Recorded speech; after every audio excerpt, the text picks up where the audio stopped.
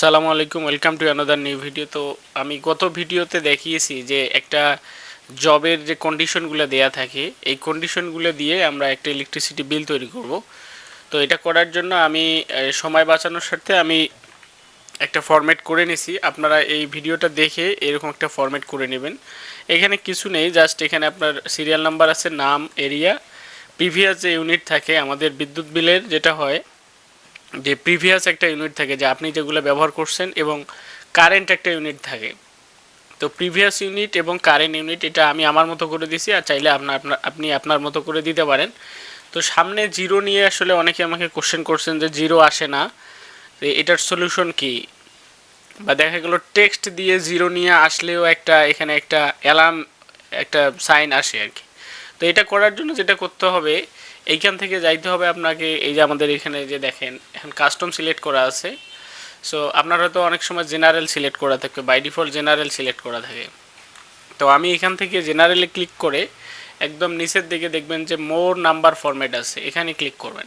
Click করার পরে এখানে কাস্টম আছে। এই কাস্টমের জায়গায় আপনি যেটা করবেন যে ধরেন আপনার যদি 6 সংখ্যার ইউনিট হয়, 6 সংখ্যার নাম্বার হয়, সেক্ষেত্রে আপনি যেটা করবেন যে ধরেন 3টা জিরো দিলেন, হ্যাঁ, আর স্টার হ্যাশ সাইন দিলেন 3টা।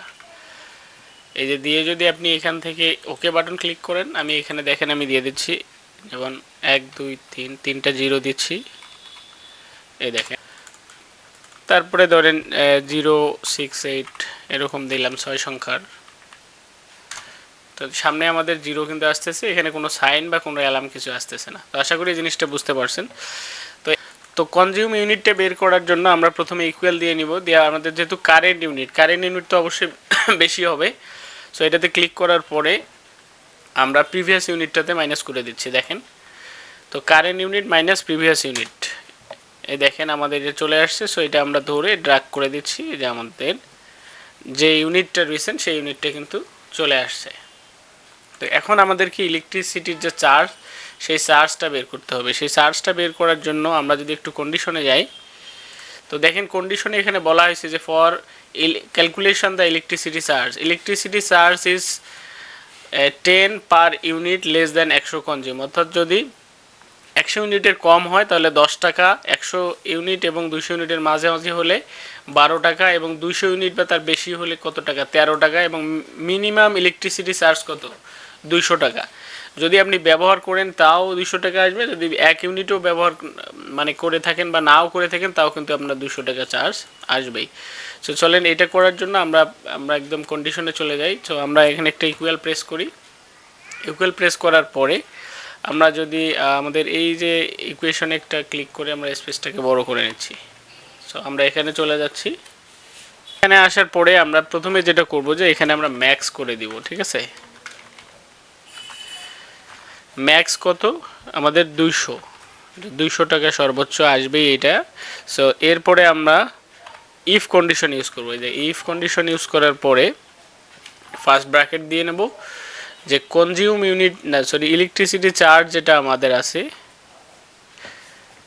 তো এখানে কি আছে, কনজিউম ইউনিট। এই কনজিউম ইউনিটের এখানে আমরা ক্লিক করে নিচ্ছি, যেহেতু আমরা ইলেকট্রিসিটি চার্জটা বের করতে চাচ্ছি। সো এখানে ক্লিক করার পরে আমরা যেটা করব যে যেহেতু লেস দ্যান কত 100, যদি 100 থেকে কত হয়, কম হয়, তাহলে কি হবে আমার 10 টাকা হবে আর কি। যদি 100 থেকে যদি ইউনিটটা কম হয় তাহলে পার ইউনিট কত হবে, 10 টাকা। সো আমরা আবার F4 ক্লিক করে দিচ্ছি, দেওয়ার পরে গুণন দিচ্ছি কত, 10 টাকা, ঠিক আছে। সো এটা হয়ে গেল 10 টাকা। এরপরে কমা দিয়ে আমরা আবার ইফ কন্ডিশন ইউজ করব। ইফ কন্ডিশন দেওয়ার পরে আমরা একটা ফার্স্ট ব্র্যাকেট ইউজ করব। এরপরে আমরা অ্যান্ড ইউজ করব।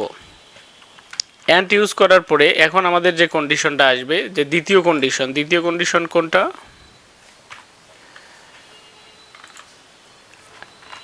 আমাদের কিন্তু এই যে ফার্স্ট কন্ডিশন এটা শেষ। এখন আমরা দ্বিতীয় কন্ডিশনে যাচ্ছি যে 12 টাকা per unit between 100 and 200 consume unit যদি হয়, ঠিক আছে। সো আমরা এখানে চলে যাই।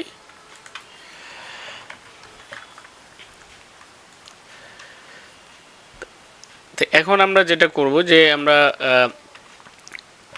গ্রেটার দেন যদি 100 ইউনিটের সমান বা যদি বেশি হয়, কমা, তারপরে আবার আমরা কনজিউম ইউনিটে ক্লিক করব। ক্লিক করার পরে আবার কি করব, যদি 200 ইউনিটের কম হয়, আর এটা কি আমাদের এই কন্ডিশনটা ছিল কি, যদি 100 ইউনিটের সমান বা বেশি হয়, এবং এই কন্ডিশনটা হলো যে যদি 200 ইউনিটের সমান অথবা কম হয়, তাহলে কি হবে, আমরা এই ব্র্যাকেটটা ক্লোজ করে দিব। ব্র্যাকেটটা ক্লোজ করে কমা দিব। দেওয়ার পরে আমরা কি করব, এখানে ক্লিক করে আমরা একটা দেব হলো 12 টাকা আসবে, সরি এখানে 12 টাকা আসবে। আরেকটা কন্ডিশন আমাদের কি ছিল, যে যদি 200 ইউনিটের সমান বা তার বেশি হয়, তাহলে বা তার কম হয়, তাহলে কি হবে, 13 টাকা হবে পার ইউনিট। ঠিক আছে, সো আমরা এটা করে দিচ্ছি। দেওয়ার পরে এই যে ব্র্যাকেট ক্লোজ করে দিচ্ছি। দেওয়ার পরে ইন্টার যখন প্রেস করতেছি, ইয়েস, তো দেখেন আমাদের ইউনিটটা কিন্তু চলে আসছে। আমি কন্ডিশনটা আমার ডেসক্রিপশন বক্সে দিব। তো যদি ভিডিওটি আমাদের প্রথম দেখে থাকেন, দয়া করে আমার চ্যানেলটি সাবস্ক্রাইব করবেন, লাইক করবেন এবং বন্ধুদের সাথে শেয়ার করবেন। তো আশা করি এই কন্ডিশনটা আপনারা বুঝতে পারছেন, যে ম্যাক্সিমাম যেহেতু 200 টাকা, এটা আমাদের সবার জন্য প্রযোজ্য। এরপরে আমরা এখানে ইফ কন্ডিশন নিছি, যে যদি 100 ইউনিটের কম হয়, সেক্ষেত্রে 10 টাকা পার ইউনিট।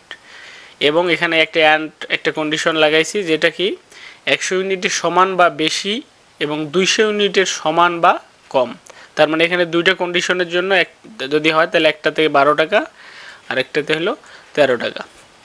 তো যেহেতু আমাদের ক্যালকুলেশনটা হয়ে গেছে, সো আমরা এটা ধরে ড্র্যাগ করে নিচে ড্র্যাগ করে দিচ্ছি।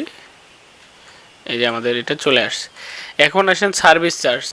তো সার্ভিস চার্জটা যেহেতু এখানে দেয়া আছে, আমরা এটা ম্যানুয়ালি করে দিই। এরিয়া 1 এর জন্য 300, এরিয়া 500 এর জন্য এরিয়া, আচ্ছা 300 500 600 না, তাহলে আমরা এখানে এরিয়া 1 এর জন্য কত ছিল, 300,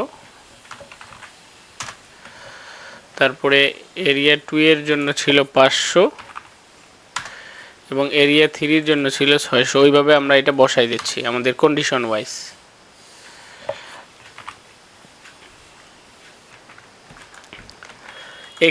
এখানে কিন্তু কোনো ক্যালকুলেশন ইউজ করা হয়নি, জাস্ট এটা আমরা যেটা করছি, যে আমাদের এখানে কোশ্চেনে দেয়া যে নিয়ম, এই এরিয়া অনুযায়ী আমরা জাস্ট ওখানে সার্ভিস চার্জটা আমরা এখানে বসাই দিছি। ঠিক আছে, এখন আমরা বিল অ্যামাউন্টটা বের করব। তো বিল অ্যামাউন্টটা বের করার জন্য আমরা যেটা এখন করব, যে আমাদের এখানে ইলেকট্রিসিটি চার্জ এবং সার্ভিস চার্জ এই দুটো যোগ হবে। সো আমরা এখন এখানে চলে যাচ্ছি,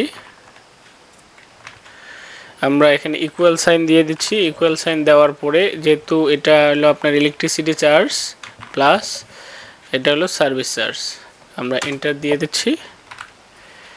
দেখেন আমাদের বিলটা কিন্তু চলে আসছে, বিল চলে আসছে। এখন আমাদেরকে এখানে একটা কোশ্চেন লাগাই দিছে, তারা প্যাসগি লাগাই দিছে, যে ফর ক্যালকুলেটিং বিল অ্যামাউন্ট, যেটা আমাদেরকে বের করতে হবে, আমরা এটা করে ফেলছি। সো 5 নম্বরে যেটা বলছে, যে for calculating average use only the values of area 2। Area 2 এর মধ্যে যেগুলো আছে সেগুলোর অ্যাভারেজ বের করতে বলছে। অর্থাৎ এরিয়া 2তে ধরেন আমার এখানে যে কয়েকটা এরিয়া 2 আছে, এই এরিয়া 2 এর যে অ্যামাউন্টটা আছে, সেই অ্যামাউন্টটার এখানে আমাদের অ্যাভারেজ বের করতে বলছে। সো অ্যাভারেজ বের করতে গেলে আমাদেরকে যেটা করতে হবে, আমরা এখানে লিখে দিচ্ছি equal AVERAG average if. Average if দেওয়ার পরে ফার্স্ট ব্র্যাকেট দিয়ে নিচ্ছি। দেওয়ার পরে আমরা এখানে কি বলছে, রেঞ্জটা দিতে বলছে। দেখেন আমাদের এখানে বলছে রেঞ্জ হলো আমাদের এই যে এই সেল থেকে এই সেল পর্যন্ত রেঞ্জ। দেওয়ার পরে আমাদেরকে এটা লক করে দিতে হবে। সো লক করার জন্য খুব স্বাভাবিকভাবে F4 যদি আমরা প্রেস করি, দেন এটা লক হয়ে গেছে। এরপরে আমরা এটা কোটেশন মার্ক দিয়ে, আমরা যেহেতু কন্ডিশন আমাদেরকে বলছে এরিয়া 2 করে দিতে, আমরা এরিয়া 2 দিয়ে দিচ্ছি। দেওয়ার পরে কমা দিয়ে আমাদেরকে যে বিলটা আছে, এই যে বিল অ্যামাউন্ট যে আছে, সেটা আমাদেরকে আবার সিলেক্ট করে দিতে হবে। সো আমরা আবার এটা সিলেক্ট করে দিলাম। দেওয়ার পরে আমরা আবার এটা লক করে দিব, F4 দিয়ে লক করে দিব। দেওয়ার পরে আমরা ব্র্যাকেটটা ক্লোজ করে দিব, দেন এন্টার মারব। তো দেখেন আমাদের রেজাল্টটা কিন্তু চলে আসছে। এটা টেক্সট কালারটা আমি ব্ল্যাক করে দিই। তো দেখেন আমার যে গড়টা, এরিয়া 2 এর যে গড় ছিল, সেই গড়টা কিন্তু চলে আসছে। সো এভাবে খুব সহজেই আপনি একটি ইলেকট্রিসিটি বিল বের করতে পারবেন। NSDA পরীক্ষায় খুব স্বাভাবিকভাবে এইটা একটি কমন একটা প্রবলেম, এভাবেই সলিউশন করতে হয়। তো আশা করি এই জিনিসটা বুঝতে পারছেন যে এখানে দেখেন এভারেজ এরিয়া 2 যেটা আছে সেটারই কিন্তু আসছে। তো আশা করি আপনি এই জিনিসটা সহজে বুঝতে পারছেন। তো ভিডিওটি যদি ভালো লেগে থাকে দয়া করে চ্যানেলটি সাবস্ক্রাইব করবেন, আপনাদের বন্ধুদের সাথে শেয়ার করবেন।